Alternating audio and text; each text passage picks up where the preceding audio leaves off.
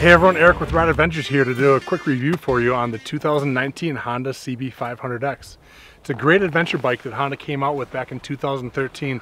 We've been using it for the past few seasons down in Patagonia and in Peru, and now we've got them here in Central Oregon. And I say a great bike because it's really kind of in that middle-sized category, something that a lot of riders can ride given its overall stature, but definitely still falls into that category of an adventure dual sport bike, and that you've got some suspension travel and ground clearance. Anyway, for 2019, they made some changes. You know, they changed the valving and the exhaust and the fuel mapping a bit, such that they got a 4% torque increase out of it. It's now got a slipper clutch. It's going to help you in downshifting situations, maintaining stability. The redesigned front end and the cowling is going to deflect hot air away from the rider. At the same time, they've also got a slightly larger windscreen to help keep air off you on those longer, higher speed distance travels. The windscreen is also adjustable, by the way, with just a couple of tools. You can bring this thing up and down, which is a pretty nice feature on a pretty low-cost bike. The 19-inch front wheel is a big upgrade that we like to see. The first 5 years or so of the bike's existence, it was with that 17-inch front wheel, which is fine too and cuts into the pavement and the tight twists and turns just like a sport bike does. But 17-inch front wheel, as you probably know, is not ideal for off-pavement riding. When you're going over ruts and rocks and things like that, having that larger footprint to roll over the imperfections, now with a 19-inch front wheel, it's going to equal out to better stability and control when you're off pavement, and also comfort too. And that some riders would comment that the pounding that you feel through the old 17-inch front wheel can add up to your knees and your lower back and things like that on a long adventure ride. So smoother going over the terrain with the 19-inch front wheel. A lot of people will enjoy that. With all of that and with some suspension modifications, it's approximately a ½ inch more now of ground clearance and suspension travel on this bike, which is again part of what's the real challenge as an adventure bike. You need suspension and travel and ground clearance to, if you're calling your adventure something that involves multiple terrains, going off-road, having logs and rocks and things like that to get over, that ground clearance is a really important thing to have versus a pure cruiser or street bike where you just barely have enough to get over those things. So having a little bit of extra clearance is a great thing there. They've added about 3 degrees of lock-to-lock steering capability, which makes for a tighter turning radius.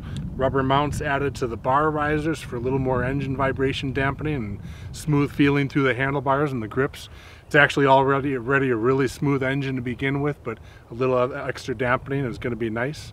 Larger display on the dashboard, so it's easier to see your gear shift indicators and know what gear you're in and read the entire digital readout that is there. LED lighting, the turn signals and the headlights and the clear tail light are now all LED, which is nice and efficient. They added 1 degree of rake to kick the front end of the forks out a little bit further, so it's at 27.5 degrees now, which is going to equate to basically greater stability at high speeds for those long trips.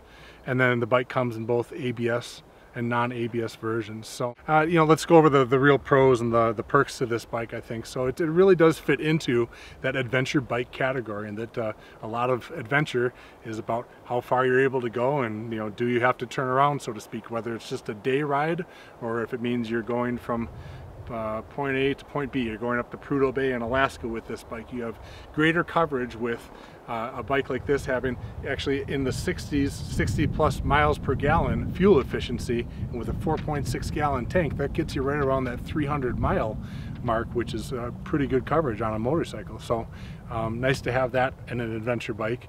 The engine still a parallel twin 470 cc's. We call it a 500, of course. Not crazy horsepower. I think it levels out right around 50 horse. The low end revs, it's not real inspiring. It's not a barky low end, but you wind it up a little bit, 3,000, 4,000 RPMs, and it really pulls, especially since this bike is in general built for smaller sized riders, probably lower weight than as well. It's not such a big deal that you're not going to need 100 horsepower when the overall rider is not demanding so much out of the engine. The overall, you know, even for somebody a little larger, you can still enjoy it as a flickable, fun, agile and nimble bike. The tubeless wheels, easy to fix a flat in a hurry if you need to on the side of the road, and really, again, just a really versatile bike, great overall. The downside I sort of hinted to already is that this is not meant for larger riders. Myself, 6'3" and 230. By the time I put all my riding gear on, I'm probably 260 pounds or something like that. It's just not a bike that I fit on real well. But if you're a little more challenged in the inseam of your pants, if you have struggles standing over a bike to begin with, that's what this bike is built for. Somebody who maybe doesn't fit on the big 1,000 or 1,200 cc engine bikes at this point. But again, given the overall power to weight ratio here, you'll have no problem keeping up with your friends that are riding the bigger engine bikes. So the cast aluminum wheels, you could say, is not really a downside, because in the few seasons of use so far, we don't have any dented rims from them, whereas with other manufacturers we have had dents. So although it's a cast aluminum wheel, and normally we would expect that to be on the soft side, these ones seem to be pretty tough. And then given the fact that they are tubeless as well, is a nice feature altogether. This also would not be a great bike for two-up riders. If you want to go on there as a couple, it comes with the rear passenger foot pegs, and yes, you can obviously ride it two-up, but the two people should really be on the more petite side of things in order to fit comfortably on this bike, especially if you've got a luggage situation to consider as well. The bike doesn't come, unfortunately, with a center stand or any real serious protection. We actually already added the GV handguards here, but the new engine guards that GV and I believe SW Motec are making aren't quite on the market yet, so you're quite exposed down there around the front of the engine. And if you're going to be using this as an adventure bike, considering rocks and embedded boulders and things like that, keep in mind that you're really exposed down there. Now, we'll add those parts as soon as we get them. In the meantime, sort of taking it easy on this bike. You can see we actually added the oil filter removal tool cap with some silicone. We stuck it on there to make sure a rock on the road doesn't pierce the oil filter, which could happen otherwise. But yeah, so it doesn't come with much protection, and you'll spend a little bit of money protecting your investment when that stuff becomes available. The rider's foot pegs are rubber only. You can take that rubber off, but you're really not left with a cleat system where you kind of don't want rubber on the foot pegs if you're going to be in mud and wet situations, because slippery on rubber. The suspension is adjustable for preload, both front and rear, but that would be the only adjustment that we are finding right now on the bike as far as tuning it to your size and weight and such. So overall, the summary again is that this is a great value bike for one. 3 seasons so far in Patagonia, really rugged, tough conditions.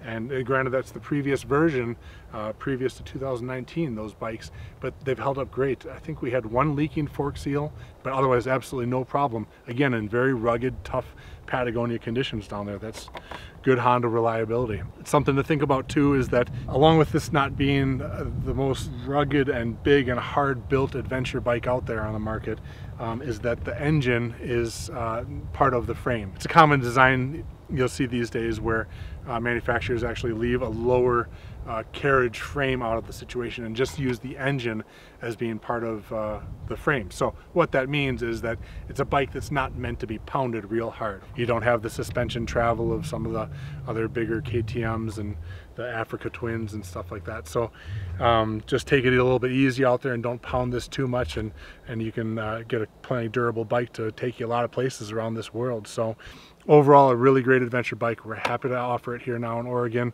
along with the other places we've had it in operation. So hope that information helps you out. Enjoy the bike if you get one, and look forward to seeing you out there on one of our trips, or come on into Oregon sometime for a ride and share the video, and hope it helps.